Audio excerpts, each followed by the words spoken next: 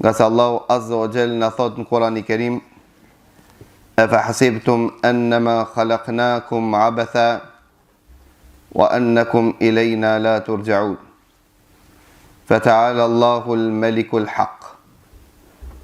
A mendon njerëzimi se Allahu Azza wa Jall njerëz dhe krijesat e tij i ka kriju Allahu Azza wa Jall kot?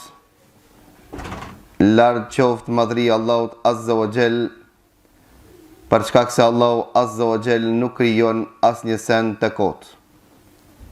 Dhe Allahu Azza wa Jall nuk mjaftoi me kaq. Po Allahu na tregoi se pse neve Allahu Azza wa Jall na krijoi. Që thot Allahu Azza wa Jall në Kurani Kerim: Wa ma khalaqtul jinna wal insa illa liya'budun. Gjinët dhe njerëz nuk i krijova për diçka tjetër vetëm që të jenë adhurues të Allahut subhanahu wa ta'ala, që të përfillin urdhat e Allahut subhanahu wa ta'ala.